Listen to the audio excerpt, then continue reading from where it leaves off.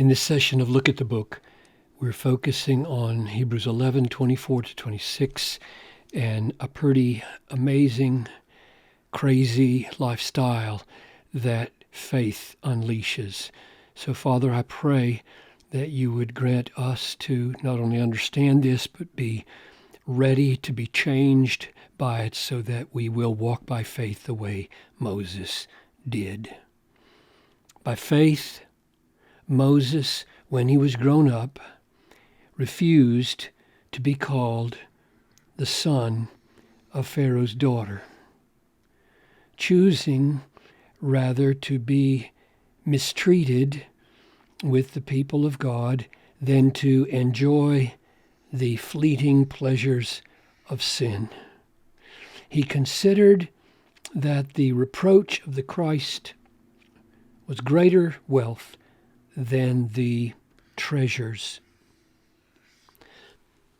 of Egypt, for he was looking to the reward.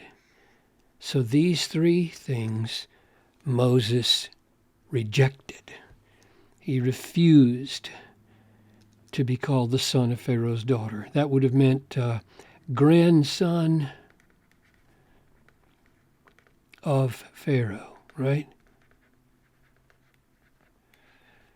Privilege, power, fame, you name it. He's got it.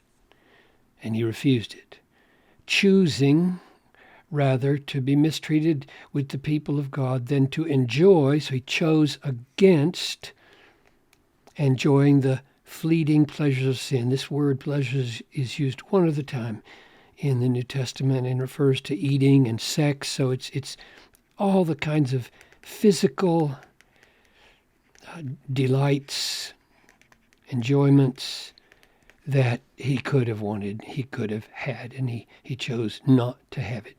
He considered that the reproach of the Christ was greater wealth than the treasures of Egypt. So he could have had all the money and all the wealth that he wanted on the earth. And he chose against it. Well, what did he positively choose for? By faith, Moses, when he was grown up, refused to be called the son of Pharaoh's daughter, choosing rather to be mistreated with the people of God than to enjoy the fleeting pleasures of sin. He considered the reproach of the Christ to be greater wealth than the treasures of Egypt, for he was looking to the reward. So these two things he chose, he embraced, he chose to be mistreated with the people of God. And he considered reproach, the reproach of the Christ. We'll come back to that in a minute and ask what that means, greater wealth. Now here's the question.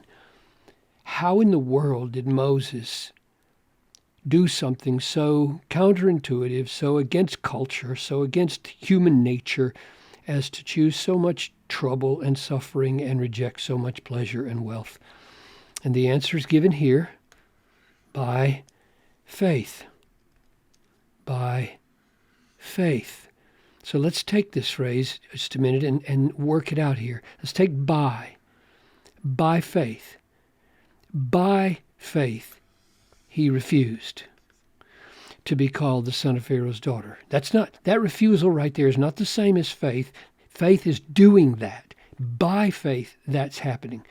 By faith, he's choosing to be mistreated rather than enjoy the fleeting pleasures. By faith, he's considering the reproach of Christ greater wealth. So this is what faith does. It refuses, it chooses, it considers. But what is faith?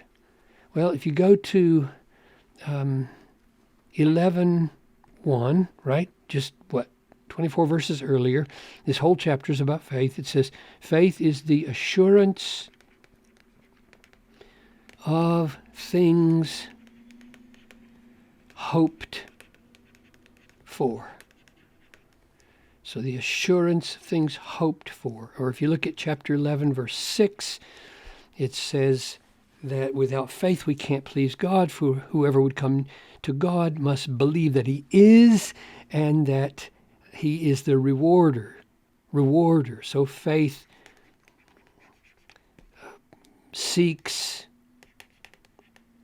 the reward, comes to God as a rewarder. Now, where is that in this passage? It's right here. Looking to the reward. So faith is right there.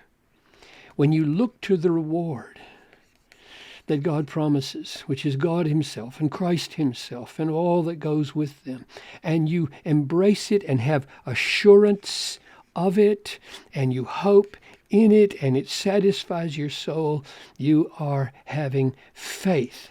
And thus faith conquers. This faith conquers the desire for privilege and power and fame. Faith conquers the craving for these delights that make us sin.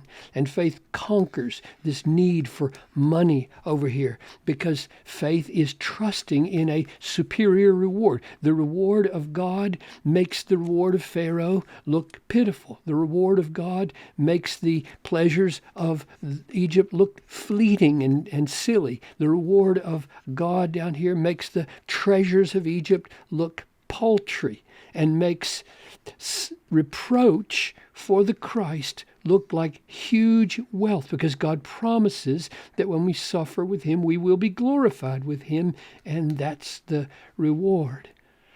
Now, one last thing. What is this reproach of Christ here? He calls it the reproach of Christ. And my take on that is that wherever in the world someone suffers to embrace God's people, like Moses did, mistreated with the people of God, wherever someone suffers to embrace God's people and flee from sin, the fleeting pleasures of sin, that person in that act, as he looks to the reward that Christ purchased, that the Messiah will secure, he is regarded as suffering with and for Christ.